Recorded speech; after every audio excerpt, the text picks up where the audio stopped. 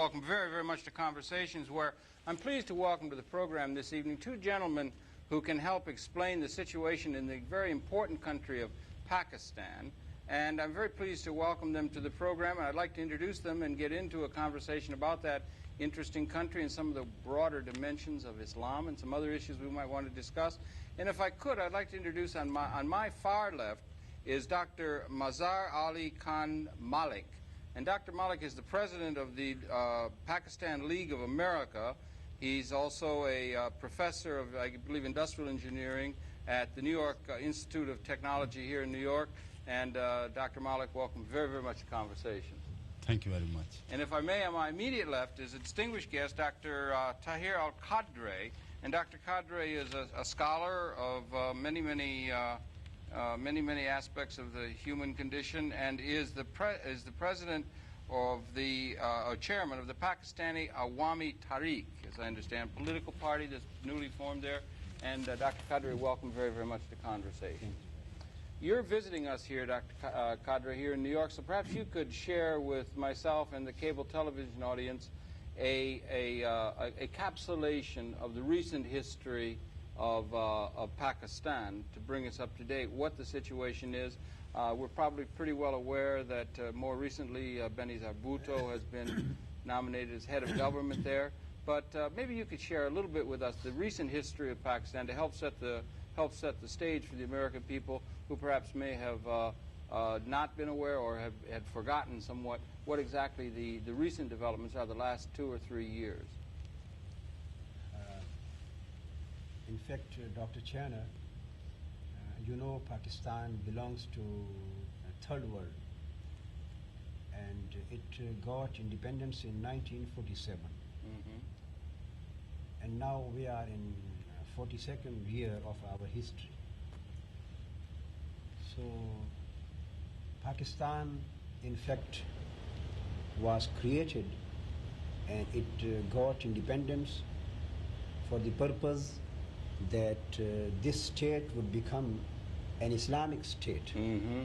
And the socio-economic Islamic system would be enforced in a democratic manner. But unfortunately, most of our time was passed under the rule of martial law, under military rule. Mm-hmm. This was unfortunate with Pakistan. After having suffered under the British Raj. Having independence, most of our time. Mm-hmm. And this was for certain reasons. Mm-hmm. And as you have asked, that I have to talk about the recent history. Yes. So I would like to connect it from 1970. All right, all right. Because in 1970, the martial law regime came to its end. Mm-hmm. That was the regime of Yahya Khan. Mm-hmm. And through a general election, a new democratic era started in Pakistan, and Mr. Bhutto, the late father of Mrs. Benazir Bhutto, he took over the government. I see. Uh-huh. He won the election and came into power. He started in a democratic way, but by the passage of time, as he got the power concentrated in his hands, he ultimately became a very great dictator on the name of democracy. So his power remained from 1970 to 77. So in those 7 years, I think the democratic values and democratic institutions of Pakistan and democratic process in Pakistan, that was abused, and the values were damaged. The opposition was crushed. And I think these 7 years, on the name of democracy, these 7 years caused a lot of damage to democracy. As the damage was always caused to democracy in martial law regime. Yes, right. Uh-huh. So ultimately this regime ended into a great movement. And in history of Pakistan, that movement is given the name of Tehreek-e-Nizam-e-Mustafa. It became an Islamic movement against dictatorial rule of Mr. Bhutto. So his rule came to its end. And again, unfortunately, Pakistan had to undergo the process of a prolonged process of martial law regime of Zia. So from 1978 to 1988, Yes. these 77 to 1988, again 11 years of martial law regime under Zia rule. We have a lot of damage to democratic process in that regime also. Mr. Bhutto, late Bhutto, he always raised the slogan of democracy, and he raised the slogan of socio-economic revolution. He always raised the slogan in favor of the poor people, in favor of the suppressed and depressed masses, in the favor of deprived mankind.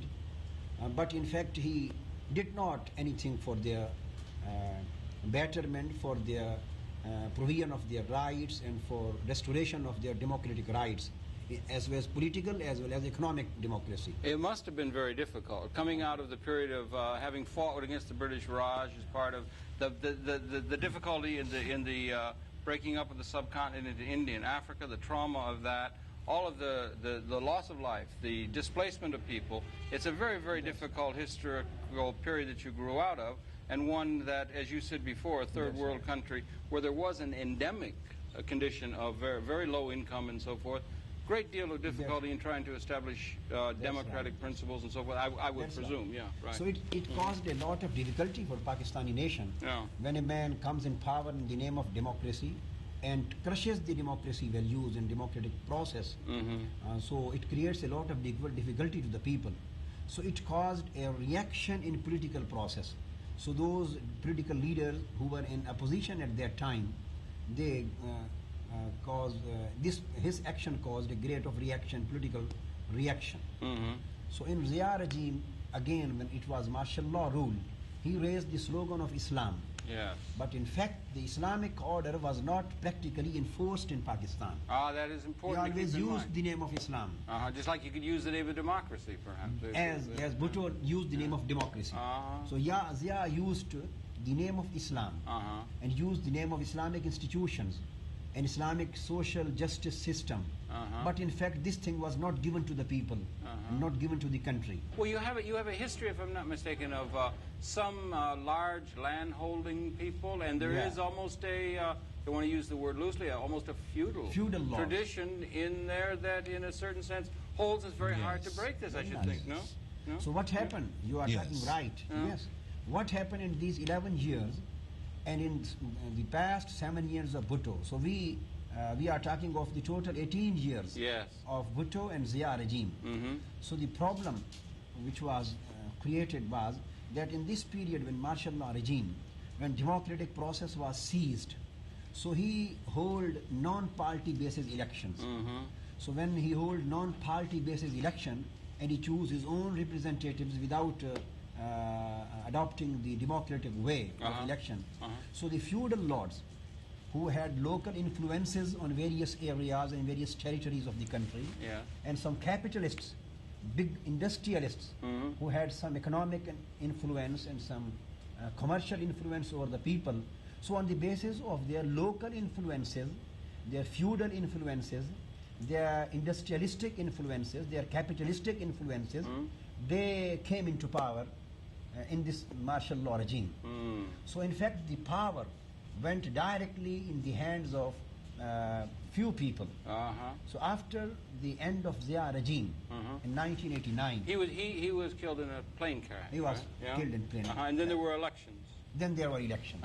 In fact, he himself announced the procedure of election. He had announced himself, but he died. And after his death, then there were elections in Pakistan in November 1988. So these were again party-based elections. Yes, right. So we were hopeful that now democracy is again restored, and it is going on its path now. Is it fair to say democracy restored, or would be democracy established? Is there a tradition of democracy? We say that democracy required to be restored, because in the last 11 years there was not democratic rule. There was martial law rule and dictatorial rule.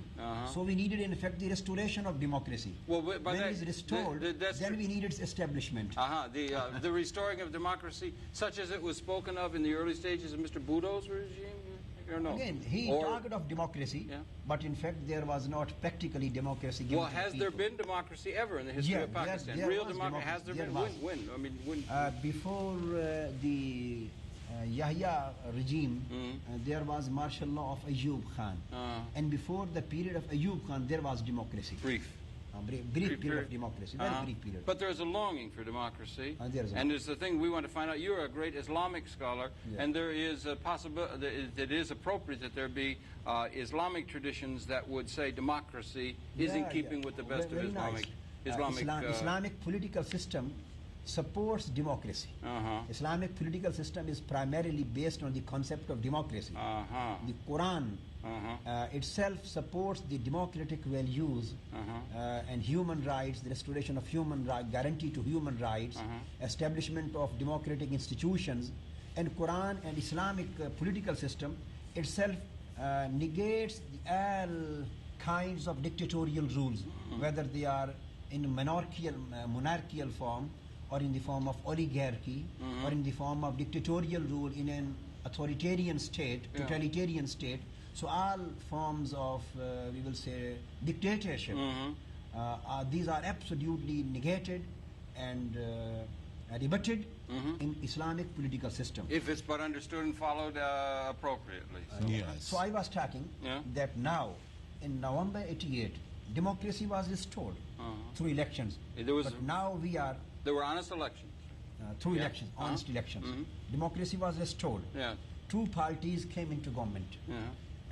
People's Party, headed by Mrs. Bhutto. This party now it is in federal government, ruling party.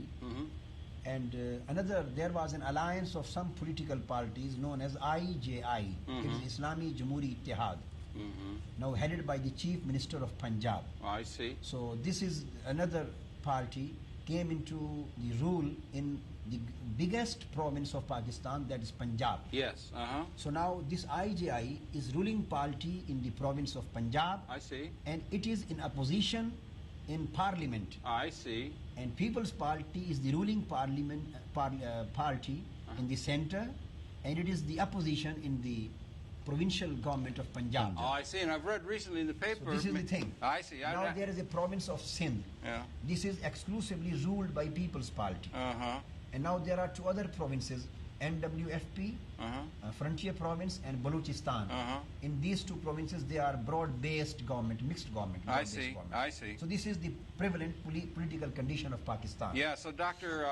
Benazir Bhutto really has her hands full trying to govern the country, and we read in the New York Times and so forth that recently, a few months back, there was an attempt at a vote of no confidence, and there was a real question. And maybe you could fill us in on that, then, if you would, Dr.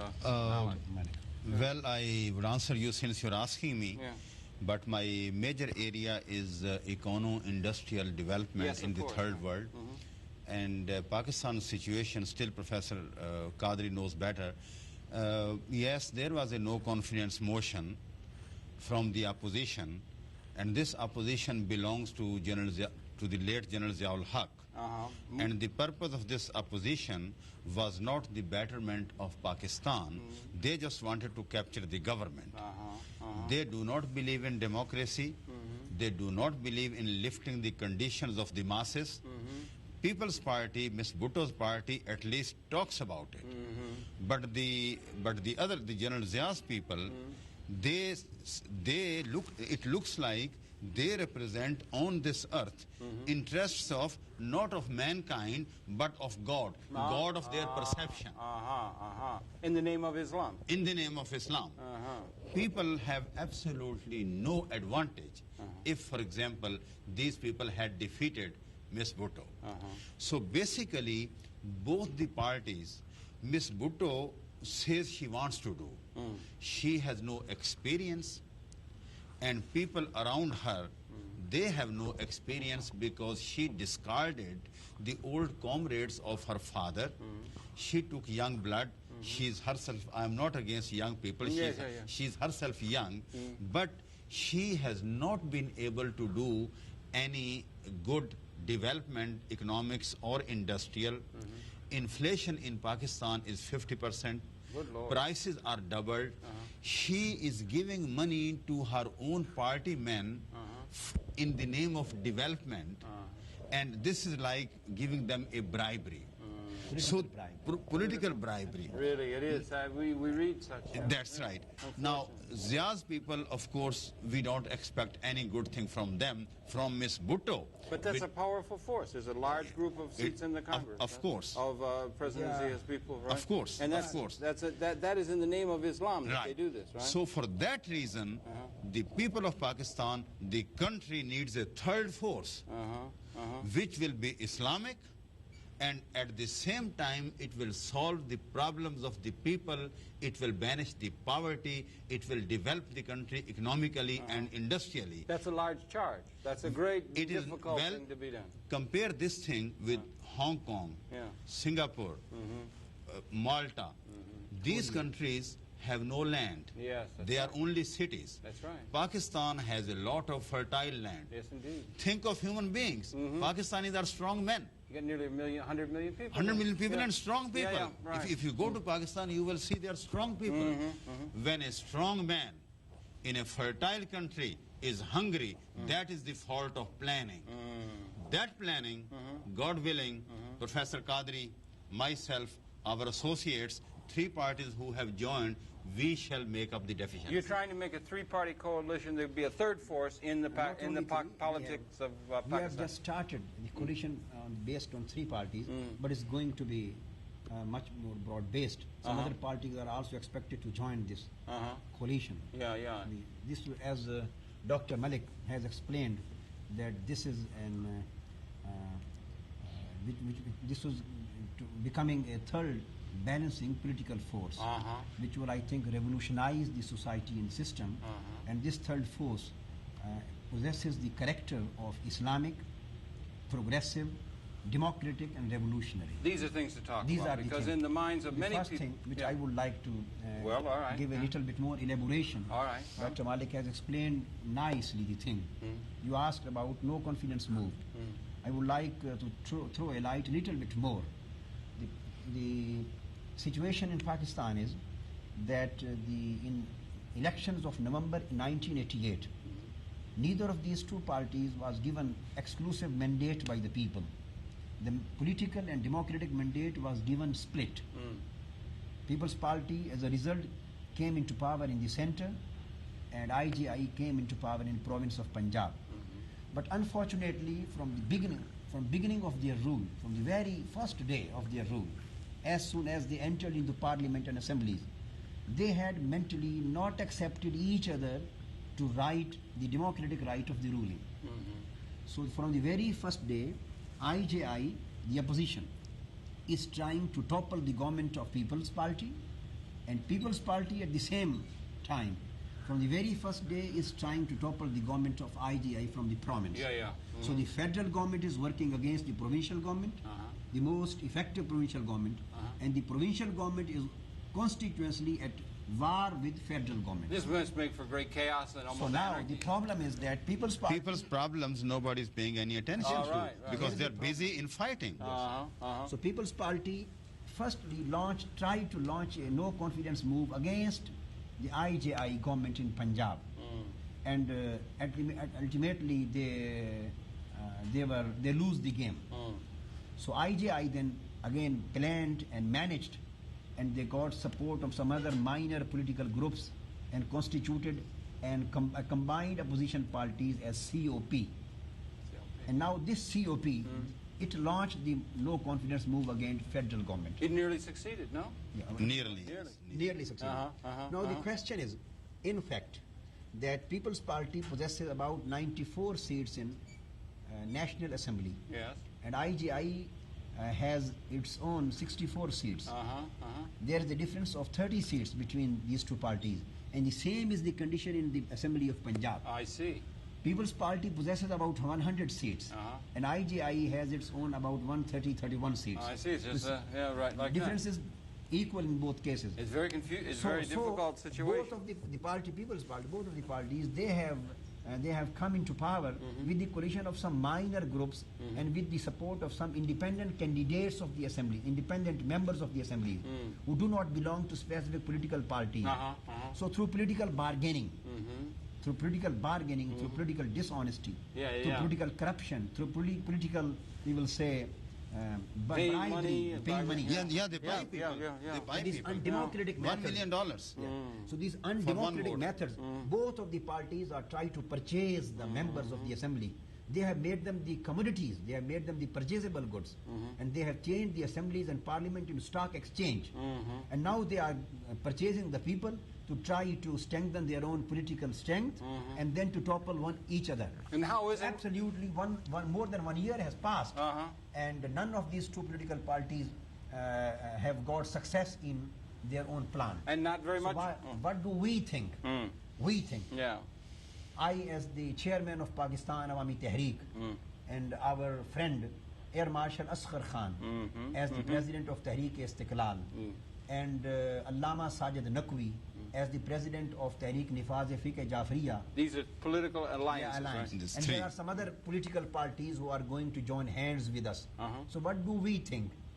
We say that since the people have given the political mandate and democratic mandate to both of the parties, so instead of trying to topple each other, they should accept mentally each other. They should proceed and demonstrate the democratic way of political process, and they should have practical respect for the democratic institution and democratic process. They should accept each other, they should go ahead, they should join hands with each other, they should coordinate with each other, they should work positively as the opposition and ruling parties do, and they should gain their full term of their government, their rule, so that in next coming elections, the people of Pakistan, they see their performance, and they are in a position to decide in the next coming election on the basis of merits, which of the parties has delivered the goods, which of the parties has performed well. So in next coming election, we expect their next positive change. Since they are not coming towards positive way, and they are going ahead on war, and they are with war, did you say? War, political war. Yeah, political war. They are at political war. And they want to continue it.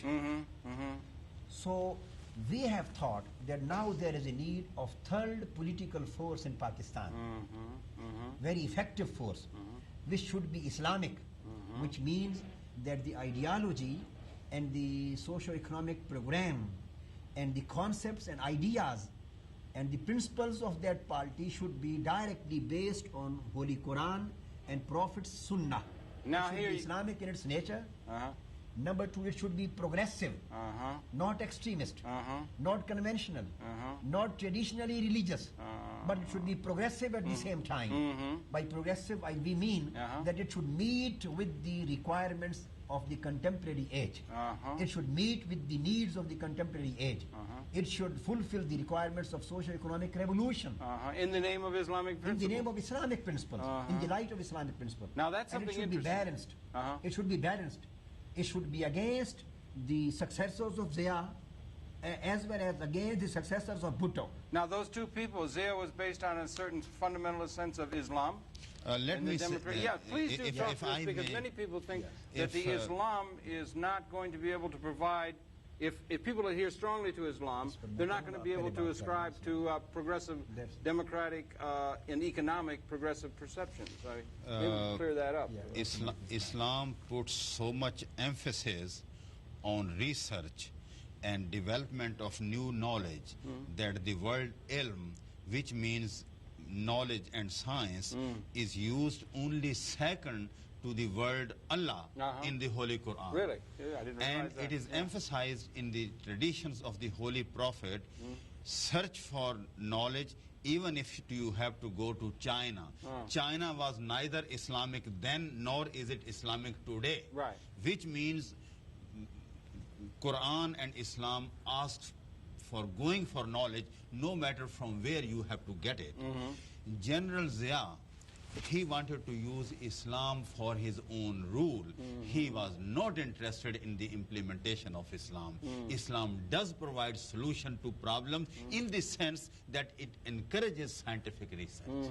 Well, and it was a golden age. At one time, the Islamic era That's right. in Salamanca was the university of the world, and this sort That's of thing. right. But in the modern experience, with the Western imperialism and with the European imperialism and with the growth of industrial revolution in Europe and so forth, the Arabic world was not, or not the Arabic, but the Islamic world was not industrially advanced and developed, and it was not in the lead as far as industrial development was concerned. Dr. Some Channer, people think that it might be that the Islam as religion in the West has been a break upon secular development of industry and so forth, and this is a problem that's in many people's minds, I think. Do you understand that the religious element is a break upon a secularly based industrial development? All of Europe is going secularized.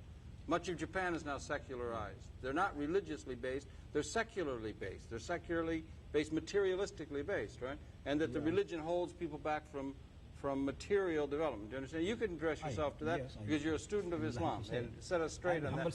Why is it that the Arabic or the Islamic world has not become more industrialized than it has? I would like to explain. In fact, Dr. Channer, you are right as far as your own conception of religion is concerned. My misconception, I suppose. Set me straight, please. But there is misconception regarding Islam. Yes. So I would like to explain it. I will take a little bit time. Please do. This is a very interesting and significant thing. I think Islam is the most misunderstood philosophy and system in the world. It might well be. And especially in Western world. Yes, Western absolutely. People, I admit you are to not that. so much aware of the fact Not at what all. Islam is. Yes. So I would like to explain the thing. Please. The problem is that the basic point which I would want to elaborate is that Islam is not religion. Islam is deen. Deen, yes. D-I-N, deen. So there is a basic difference between deen and religion. So religion is translated in Arabic as mazhab. Mazhab. Yeah. Religion is a narrow, possesses a narrow circle. Religion simply deals with the aspects, with the relationship of man with the Lord, with the God, with the creator of universe. Yeah. Deals specifically, religion deals with the aspects regarding the day of the judgment, regarding the life hereafter. Yeah. So it has a very Spiritual, narrow, yeah. on the spiritual aspect Yes, right. of human personality. Yes, right. This is to be dealt with by religion. Right. So the Western people, they possess, in the light of Christianity, in the light of Judaism and many other religions, they possess the concept of religion. Yeah. Whenever the Western people talk about Islam, they say they think that Islam is also a religion. So here lies the misconception. It's fact, as far as other religions are concerned, they were revealed religion, but they were religions in their nature, in their scope, in their purview and in their orbit. But Islam is a deen. Deen means a comprehensive system of life, an all-embracing code of life, which at the same time deals with the spiritual aspect of human life as well as the temporal and secular aspects of human life. So when we talk of Islam, we don't consider it as religion. So it possesses, you think that as it possesses the spiritual guidance, at the same time it gives to the mankind the temporal guidance, the secular guidance, the scientific guidance, the technological guidance, and the guidance regarding the social aspects of life, regarding the biological aspects of life, regarding the social aspect of life, regarding the cultural aspects of life, regarding the educational aspects, civilizational aspects, even regarding the fiscal laws, regarding the commercial laws, regarding the penal laws, regarding the procedural laws, regarding the military laws, and regarding the international laws even, the private international law and public international law. Right. So all of these aspects and orbits, which are the needs and which are various fields of human life and of human knowledge in its individual sphere, in its collective and national sphere, and as well as in its international sphere. So all of these aspects are completely covered under the guidance of Islam and Quran. All right. So Holy Prophet Muhammad, he was not only a spiritual reformer, he was at the same time, he was a spiritual reformer.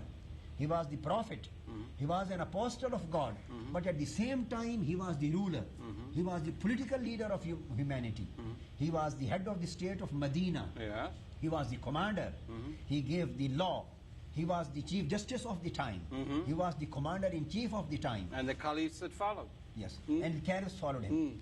So this was the best, and you will be happy to know, and it is very interesting, I would like to mention, that when Holy Prophet took the charge of the government of Islamic State of Medina, he was the first man in the history who gave the written constitution to the mankind. And the first written constitution in the history of law was given by Prophet Muhammad. Yeah, but in the modern experience, peace be upon him, but in the modern experience, the Islamic world, 1 billion strong, a mass of humanity, 1 out of every 5 people in the world is Islamic. They have not, by and large, established that part of the world in the modern world as a modern, on their own, modern industrial part of the world, such as there has in Japan, such as there has in Europe, such as there has in the Soviet Union under Marxism. All of those countries that developed industrially have become secular. Israel is secular. It's not religious in any real sense. Western Europe is secular. Japan is secular. The United States is secular by and large. And what I'm saying is, how can you have, the idea of the material development, the materialistic development of an industrial world, is it in opposition? Does Islam put a brake upon the ability for people to develop in a modern industrial economy? No, absolutely no. No, does not. It's not a connection between those two facts. The countries you are talking about, they have become secular because the religion in which they believe, that religion creates a breakage, creates a blockade in the materialistic and scientific progress. So they had to depart from their religion, and they were required and supposed to become secular in order to gain the progress, in order to gain the prosperity materialistic. And in the Islamic world, they've not industrialized. They've not industrialized. I will talk, please. And in case of Islam, Islam does not create any stoppage and does not create any blockage in the way of materialistic progress, in the way of scientific and technological advancement. So Islam encourages the scientific advancement, encourages the materialistic prosperity and progress as it encourages the spiritual prosperity. But the reason why Islamic countries are materialistically not strong and why technologically they are backward, the reason is not Islam. There are 2 reasons.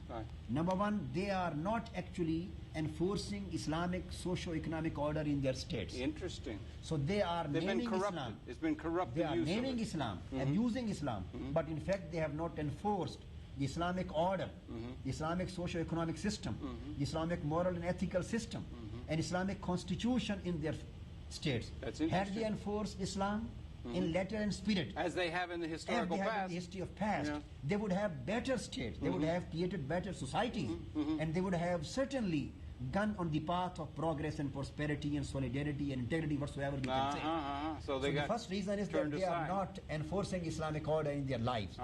And the second reason why they are backward, they are not backward due to the reason that they are Muslims and they believe in Islam.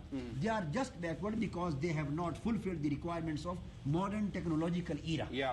Absolutely. So this backwardness has nothing to do with Islamic faith. Well, that's good to know, and that it can be that these two things can go together. And this is your field. Dr. Malik, this is your field, is interested in technological development. Yes, and let me add that after some mathematical theories and philosophical developments were done by Greeks, then the same things were further advanced by Romans. After the Romans, Muslim Arabs took over. Absolutely. Then for 1,000 years. Yes. Then the progress in mathematics, astrology, medicine. Who has not heard the name of Avicenna? No question. Writer of 200 books. No question, the Golden Age. There was a Golden Age. That was the center of cultural development in the world. Al-Biruni, he told the world how to do things experimentally, rather than just think about them and then write, I think it's like this. He established the value of experiments, experimentation in physics and chemistry. Jabir bin Hayyan. Jabir bin Hayyan was the starter in chemistry, Ibn al-Haytham in physics. Farabi. You see, if you read Dr. George Sarton's 5-volume history of science, which he developed over 35 years at University of Princeton. What you find is that from year 700 up to year 1200, number one scientist of the whole world was a Muslim. Absolutely, no question about that. Yeah, I understand. Right. When after 1200, the Western names started to appear, there were two names, one Muslim and one Arab, one Muslim and one Western. Yes. And there were Jewish names, but they were not Western Jews; they were Arab Jews. Yeah, right. Sephardim. Right. Yeah. There were Arab Jews. The Europeans went We're to in a dark age. They were in a dark They age. went to Spain to learn science. Absolutely. Europeans learned about Greek science not in Greek language, Absolutely. but in Arabic language, from Arabs in Arabic language. Then they translated into English. That's how Europe came to know about the Greek and Roman advancement. Absolutely, absolutely. And Persian. Right, Yeah, right. yeah, and carried the whole classical from tradition. Spain. Yes, So they carried from Spain, they made the bridge. From Spain, knowledge flew Yes. to Europe, particularly to America. right, Yeah. particularly to Italy and France, Yes, particularly to these two countries. So there's no question that the science can be there with Islam, but in the modern experience, since 1200, since 1300, the thing is, in the modern experience. Islam does encourage research. As I said, that the Holy Prophet said, go for knowledge even if you have to go to China. Look at this. Yeah, right. It is that the Muslims or anybody for that purpose, he abandons his faith, that he sees hardship. These are now. Let us take the example of Turkey. Yeah. Mustafa Kemal Pasha, the father of modern Turkey, we respect him a lot. He thought that Islam is anti-progress. He demolished Islam in his country. Turkey is not more advanced than Pakistan.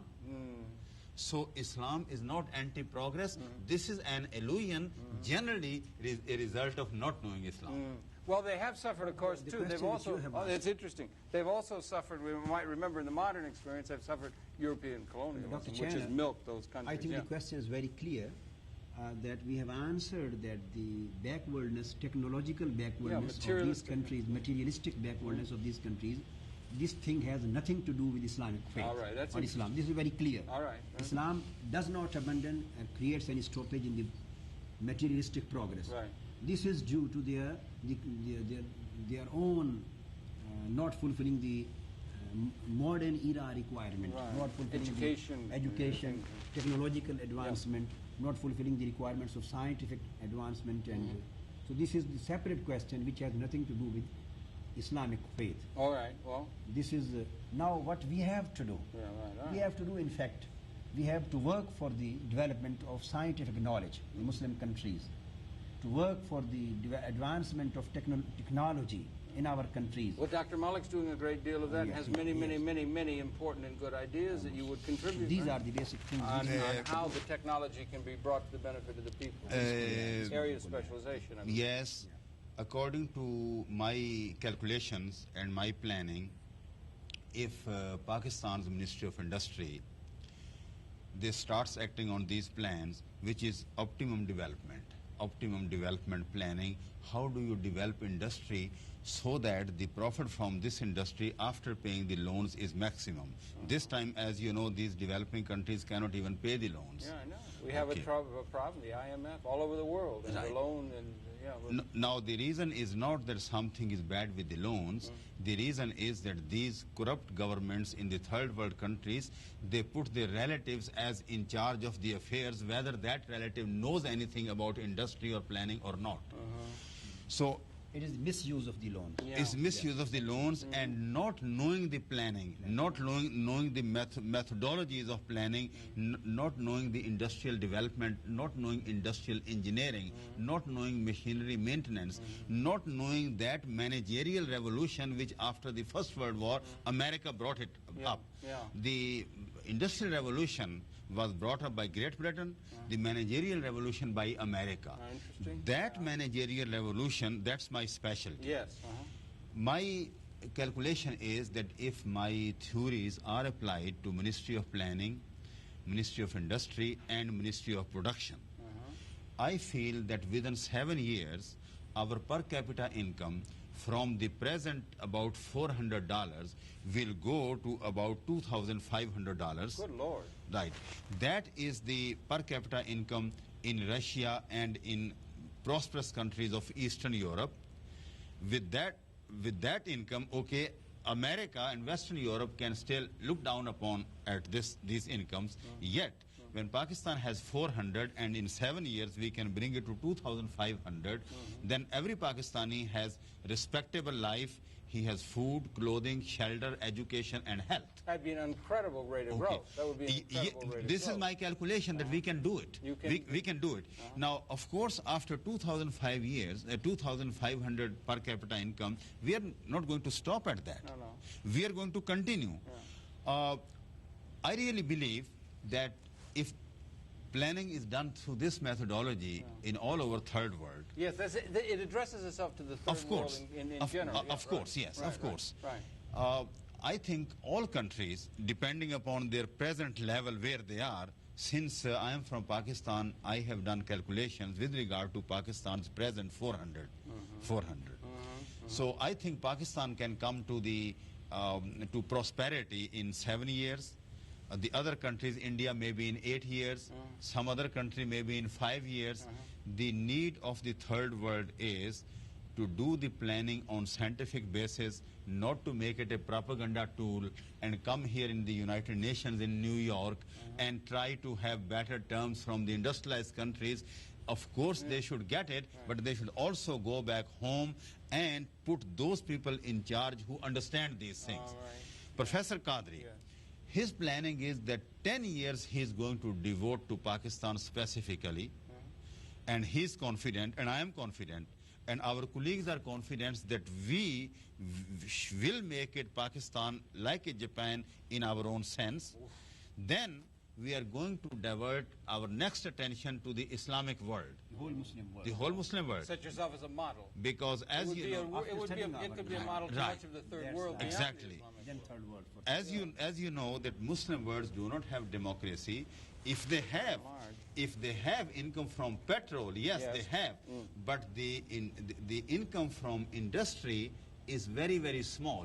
Unless you have industrial income more than 14%, you don't call that country a developed country.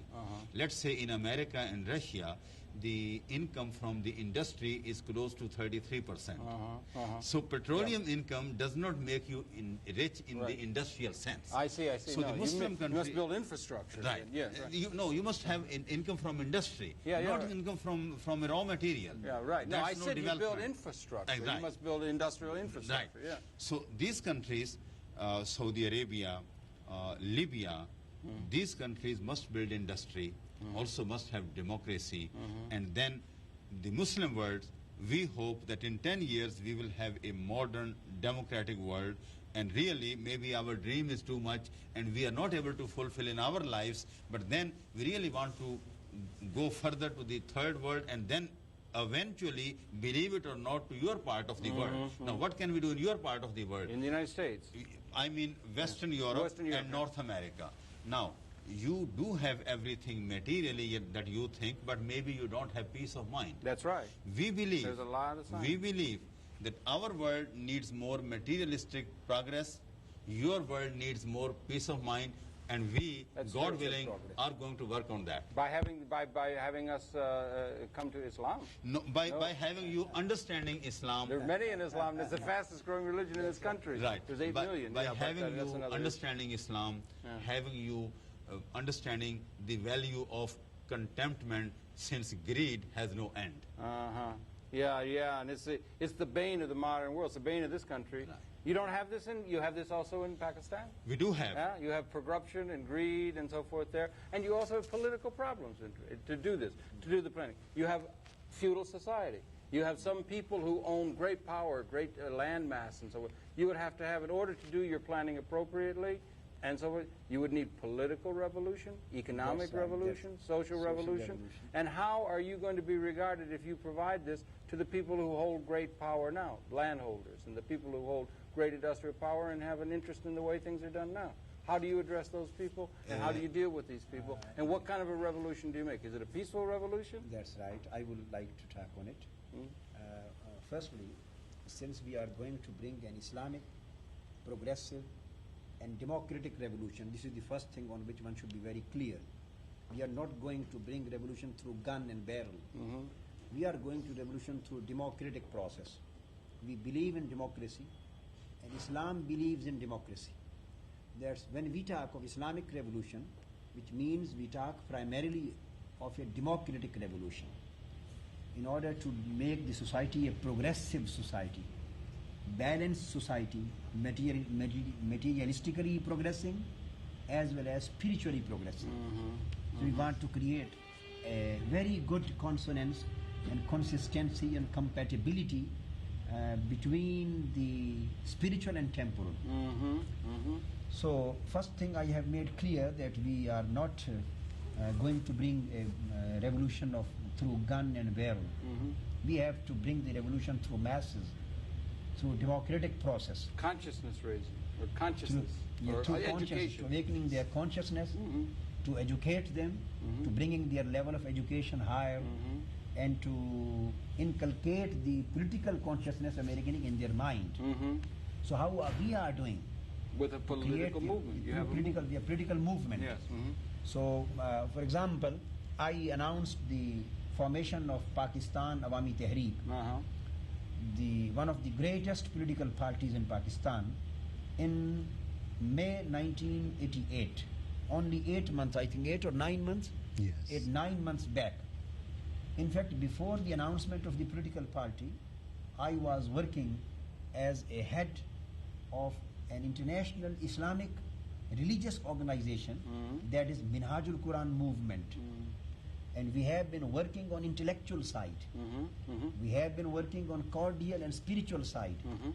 We have been working for the last 10 years on academic and social side.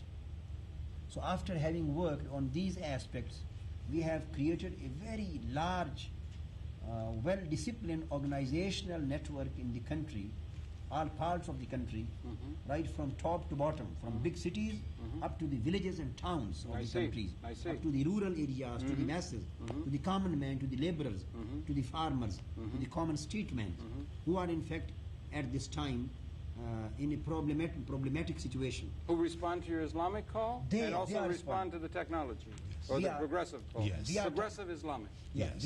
We have created a new idea in Pakistan political history. New idea. In fact, before our commencement of our political struggle, there you can say there were and there were two kinds of political channels. One purely traditionally religious channel. When I say traditionally religious channel, I mean that those traditionally religious parties who always talked about faith and belief and talked about specific ideologies, but they did not practically had any concern, practical and actual concern with the socio-economic problems of the people of today, the contemporary era in which the people and masses of living and suffering in many cases. Yes, right. They did not practically talk of the sufferings of humanity. So that's why this was one channel. So this channel did not get a very large positive response from masses. Did not get. Why? Not for the reason that people do not respond to Islam. No. Only for the reason that they were not talking of the comprehensiveness of Islam. They were talking of only regarding the aspect of faith. They were not talking the socio-economic system of Islam. They were not talking of the revolutionary and progressive aspect of Islamic polity. And let me add, there may be two reasons. Some of them were ignorant, some were selfish. They didn't want it. Yes, and there was second channel. There are going to be people who are status quo. They want it the way it is. There are going to be, and many people in great power are going to be in that. So there was second channel that is absolutely secular. When we talk absolutely secular, we mean that those political parties who do not believe to base their political and socio-economic program on Islam. Yeah, right. Yeah. They do not deny Islam as far as their faith is concerned. They are not deniers of Islam, but they do not base their polity, their socio-economic programs of their parties on Islamic teachings. So we talk, when we say the secular parties, in this sense, So these were non-religious and those were religious. So these were two inconsistent channels. So the people, some of the people responded to the religious parties and some of the people used to respond to these secular parties. So what we are doing and what we have created and what we are bringing a new change in Islam, in the political history of Pakistan, we have tried to bridge up the thing, bridge up the both. So we have started a political struggle, a political movement which is primarily based on Islamic teachings, the teachings of Quran and Sunnah. And is progressive. But at the same And time, it is progressive. And it is progressive and democratic. It is democratic. And it is revolutionary in the sense that we not only talk of the faith, we talk of the socio-economic problems of the people. And the technological We talk need. of the sufferings of the people. We talk of the technological needs of the era. We talk of the scientific advancement. We talk of what our society need to become a progressive society in the world. And also Islamic. And also in the best Islamic. spiritual tradition, right. And when we talk of Islamic, so this is a new change which we are going to introduce in the history of Islamic. And you mean to political bring history. you mean to bring We this go ahead. So this is the thing. Yeah. So when we And talk you of mean to bring this as a political challenge in Pakistan a itself? political challenge, Yeah, right, okay. and now the people are responding us because there were two kinds of responses towards religious parties and towards secular parties. And since we have combined the plus points of the both of the aspects and we have discarded the negative minus points, so that's the reason we are getting maximum response from the people. Tremendous from the farmers. response. Tremendous. You're getting a very large response. Great response. numbers of Tremendous. people are Great flocking numbers. to your banner, as it Millions, were. Dr. Channel, I am Million. talking of millions of people. Really? Yeah. Really. A major force, right? Major force of the people, of the farmers, of the, you can say, of the labor, workmen, of the common street men, of the suffering, the people who belong to the suffering classes. And What masses. about the middle classes and the And intellectuals? middle classes also, and the intellectuals also, And the industrialists. government, and the middle so much. industrialists, the No, middle industrialists. middle industrialists Right, till right, now, right. because the big, you will say the big, Yeah. you will say Big shots, big shots. big shots. Yes. They are a little bit afraid. Yes, right. Of this revolution. Yeah. They don't want that the political and economic power is going to be snatched in their hands. To the we are going democratic to process. snatch. We are going to snatch the political power and socio-economic power from those few hands who have developed their monopolistic dominion of the land of Pakistan. We want political democracy and we want economic democracy. We want the power to delegate towards the people. We want the political power to be delegated again towards the people. And we want to restore the political and economic rights of the people. We talk of masses. We talk of the poor people. masses, right. Of the masses. We talk of the needy people. We talk of the people who are suffering. So this is why we are getting the maximum and tremendous response from the masses of Pakistan. So in a few years, we are very, very hopeful that we are, by the grace of Almighty Allah, we are certainly becoming a very influential and decisive political force of Pakistan. And it's very important, if I may, what you say is you're becoming decisive in Pakistan, which is a very important country. And but you're outside Pakistan also. But also you're becoming important as a potential model for much, not only of the Muslim world, if I may say so, but also for much of what we would call, as you introduced at the beginning, the third world. The developing world. And as the dialectic between the Western powers and the Soviet Union begins to diminish, many say we've come to the end of the Cold War. They say we've come to the end of history, that the Western democratic model is there. As we come into the new era, the main challenge that confronts us all, humanity, is how we can have a system, a political, economic, social, moral system that resonates to the need of the poorest of us all. All right? Yes. And we in the United States, if I may say so, we in the United States do not have a philosophy that allows us to resonate to the needs of our underclass. We have homeless people in our cities.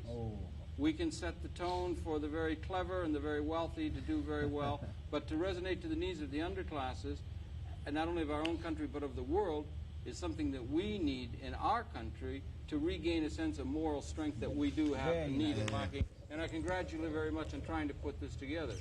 Dr. Channer, let me mention about when you talk of the poor people. We here as Pakistan League of America, in America, let's say we are people of Pakistani origin who have immigrated to this country or have come here for education. Yeah. So what we do Pakistan League of America Yeah. actually represents the Pakistani people who are Here in the United States. here in the United real States. representative of Yeah, right. Pakistanis. So we are elected, this is an elected body. We help the newly coming immigrants. We guide the students both in Pakistan who are coming to America, who want American education. Then we help them here. Good. And we also try to bring Pakistan and America closer. You know, we dwell upon things where these two countries have joint interest. We want that their friendship is grown. So this is what we do as our part, Pakistan League of America here in this country. Well, these are all Now, things Dr. that are Chan, needed. And you have talked about the poor people and about the philosophy. So I think you will appreciate and you will, I think, endorse my thinking that your society is not philosophy-based society. Your system is not Very philosophy-based materialistic, system. Very yeah. absolutely materialistic. And there are many signs that it's a very unhappy society, even though But it's we- wealthy. Yeah. The same is the condition prevailing in our countries and our states also. But the revolution which we want to bring, the outcome of that revolution would be a philosophy-based society. We believe in the philosophy as given by Holy Quran and given by Prophet Muhammad's Sunnah, his traditions and his conduct and his teaching. We believe in the philosophy that the wealth is not the exclusive right of the rich. There is the right of the needy. There is, in the wealth, there is the right of the poor people, the right of the deprived and depressed classes of the Yeah. of the society also. Absolutely, and we need So if the people, we need that philosophy. yeah, if the people of in our society and your society, they are not getting food, they are not getting basic education, they are not getting the right of treatment, right of cure, they are not getting the right of their job, they are not getting the right of living respectfully in a society. It means that the society is corrupt, society is cruel, society is oppressive, and society and the system of the society has deprived them of their basic needs. And there needs to be So change. our philosophy on which we want to base the society is that to distribute the rights among the people. All right, fine. Well, that's something that we have to. Justifically. That's something that we have This to do, which and this Islam is has an given. effort at it in a And one country thing that's a very very. necessary We which don't I have much. want. We're running right out of But there is time. a very important point which we want No, to we do, haven't and got time. I'm that's terribly sorry. very nice. We'll have to do it again.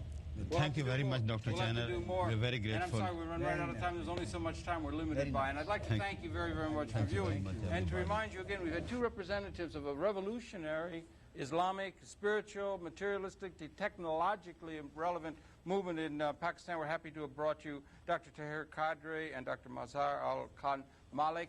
Happy to have been able to bring you those perceptions. We invite you to tune in again next week on Conversations. We'll be coming back next week. That's it for this particular segment. Gentlemen, all the best of luck. Thank you very much for coming in. And thank you, everybody. Thank you. Good night. Good night. We'll see you next week.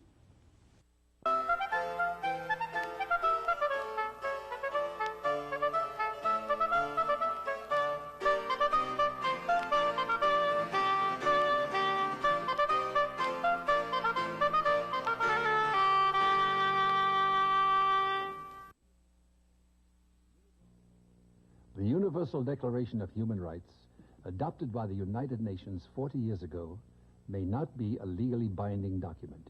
It is rather a promise made by all the members of the United Nations to the people of the world. We at Amnesty International believe that the governments who have adopted the Declaration have a moral responsibility to keep that promise. Write Amnesty International, Post Office Box 37137, Washington, D.C. 20013. This may be the best-kept secret in the world, the Universal Declaration of Human Rights. To get your copy, write Amnesty International, Box 37137, Washington, D.C. 20013.